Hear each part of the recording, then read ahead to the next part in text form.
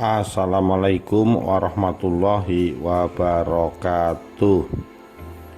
Rahayu Sagung Dumadi. Muslihat Mataram manfaatkan rakyat Surabaya untuk taklukan Sunan Giri. Solihan Arif, Kamis 16 Desember 2021. Sultan Agung Hanyokrokusumo Gusar. Sebagai Raja Mataram, dia merasa kekuasaannya 1613 sampai 1645 belum sempurna sebelum wilayah Giri Kedaton di Bang Wetan atau Jawa Timur tunduk. Setelah mangkatnya Pangeran Surabaya, wilayah Surabaya telah berhasil dia taklukkan melalui jalur pernikahan. Sultan Agung menjodohkan Ratu Pandansari, adik kandungnya, dengan Pangeran Pekik, putra Pangeran Surabaya. Sebagai penerus Kerajaan Pajang dan Kerajaan Demak, Mataram telah menjadi kerajaan terbesar di tanah Jawa. Namun Sunan Giri yang menjadi penguasa Giri Kedaton tetap memiliki pengaruh yang besar. Sunan Giri Prapen merupakan cucu Sunan Giri Gajah, sang penghulu para wali yang bergelar Raja Pandita Satmata. Ia seorang wali yang dihormati, sekaligus tetap menjadi rujukan penguasa di sekitarnya. Dalam Serat Sentini 1, kisah pelarian putra-putri Sunan Giri menjelajah Nusa Jawa yang dituturkan ulang oleh Wahyudi, Sultan Agung kurang menyukai hal itu. Dalam percakapannya dengan Ratu Pandansari, adik kandungnya, Sultan Agung mengungkapkan unek-uneknya.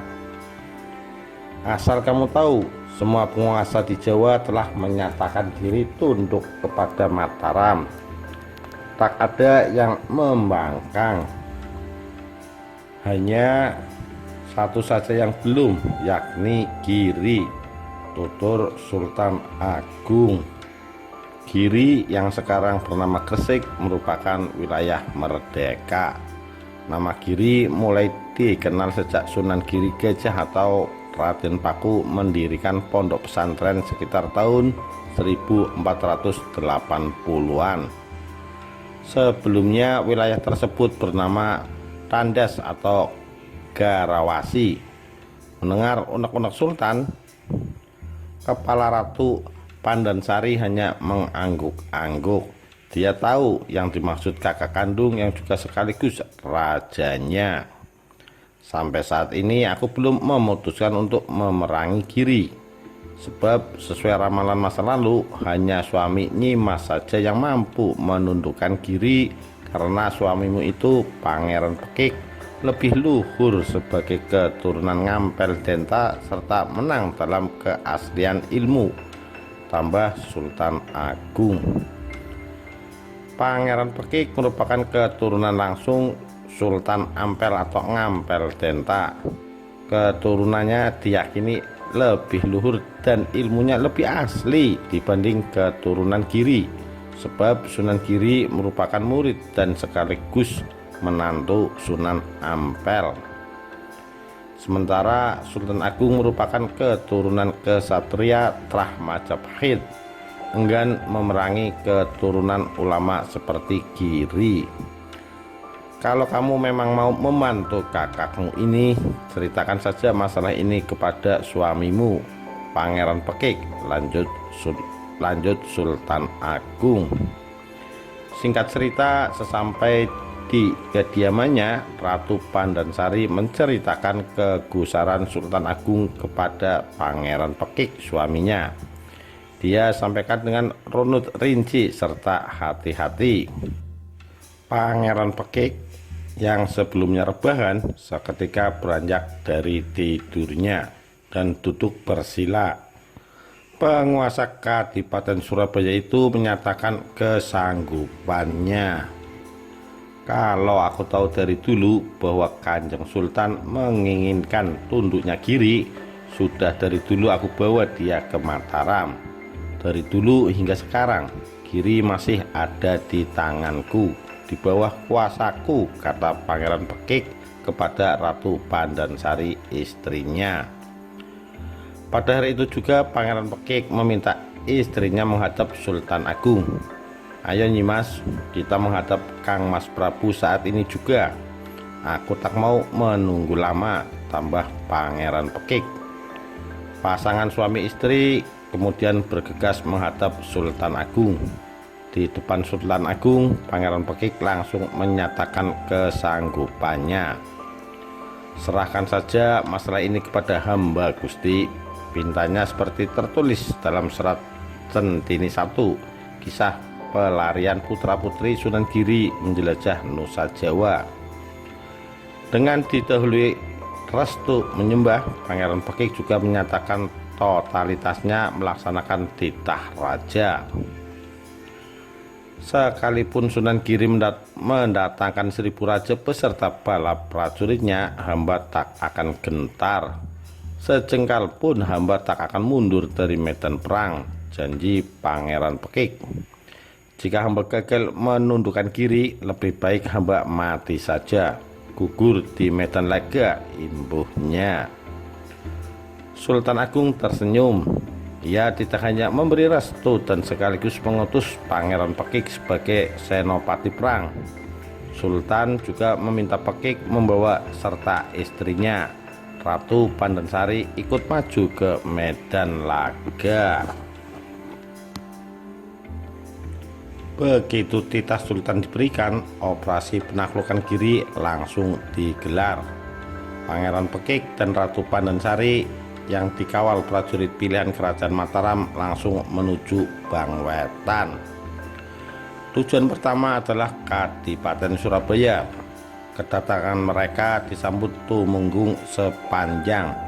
Seluruh petinggi dan abdi langsung berkumpul menyambut sang junjungan yang lama menetap di Mataram. Pangeran Pekik menerangkan maksud kedatangannya. Di hadapan para bawahannya di Surabaya, dia berharap penaklukan berlangsung dengan jalan damai tanpa adanya perang. Dia akan meminta Sunan Giri menghadap ke Mataram. Tak akan ada korban jiwa, tak perlu ada perang, tak bakalan ada prajurit yang gugur.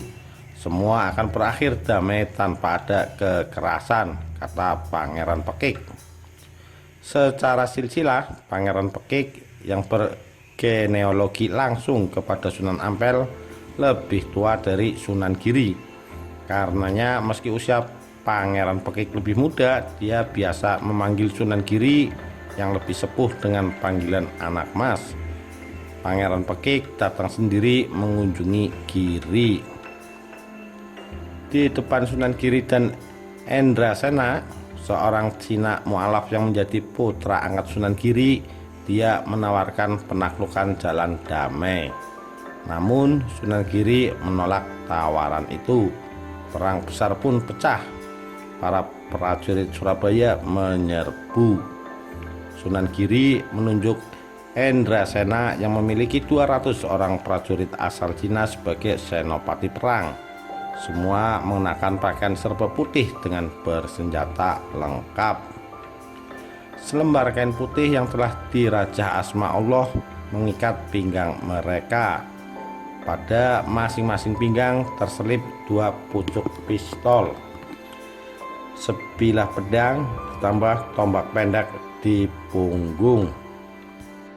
Dengan teriakan "Sabilullah, Sabilullah" berulang-ulang serta iringan tabuhan bendera perang, pasukan Giri menghadang serbuan pasukan Surabaya. Pada hari pertama peperangan, pasukan Surabaya yang dipimpin Pangeran Pekik dan Tumenggung Sepanjang kalah. Banyak yang terbunuh dan kocar-kacir. Yang selamat meninggalkan medan pertempuran dan memilih kembali ke Surabaya. Pangeran Pekik merasa sedih. Kepalanya hanya bisa tertunduk lesu. Melihat suaminya yang patah semangat dan pasukan Surabaya yang tidak lagi bergairah bertempur, Ratu Pandansari menawarkan diri maju ke medan laga. Kalau Kang Mas mengizinkan, saya akan mencobanya. Saya mau mengorbankan semangat perang mereka. Siapa tahu bisa berhasil, pinta Ratu Pandansari kepada Pangeran Pekik dan diizinkan. Ratu Pandansari langsung berganti pakaian kesatria perang. Di depan orang-orang Surabaya, adik kandung Sultan Agung itu mengatakan dirinya sekarang yang menjadi pimpinan perang.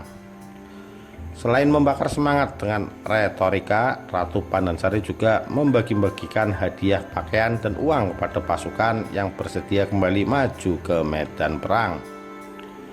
Kedatanganku ke sini dibekali berbagai macam pakaian yang indah serta uang 8.000 rial lebih.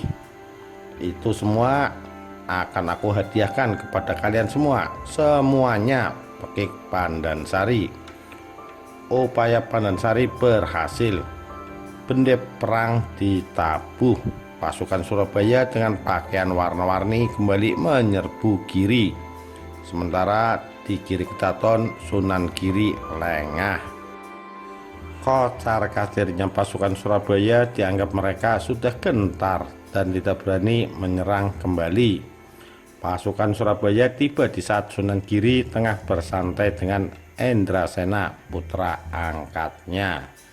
Di saat pasukan Endrasena belum sepenuhnya siap, orang-orang Surabaya langsung menerjang, saling tikam, saling tebas, saling tusuk antar orang-orang Giri dan orang Surabaya tak terelakkan. Dalam waktu singkat, pasukan Surabaya berhasil menaklukkan Giri. Tidak ada satupun pasukan Endrasena yang nekat melawan. Disisakan, semuanya dihabisi. Endrasena sendiri tewas setelah peluru menembus tubuhnya dan dirajang pasukan Surabaya. Melihat pasukannya telah habis, Sunan Giri menyerah. Dia menyatakan takluk kepada kerajaan Mataram dan bersedia saat Pangeran Pekik membawanya menghadap Sultan Agung. Dalam kericuhan perang tersebut, ketika putra-putri Sunan Giri yakni Jayeng Resmi, Jayeng Sari, dan Niken Rancangkapti memilih menyelamatkan diri. Mereka meninggalkan Giri Kedaton. Ketiganya berpisah satu sama lain. Yang kelak peristiwa perpisahan mereka itu diabadikan di dalam kitab Serat Centini. Demikian, terima kasih. Wassalamualaikum warahmatullahi wabarakatuh. Rahayu Sagung Dumadi.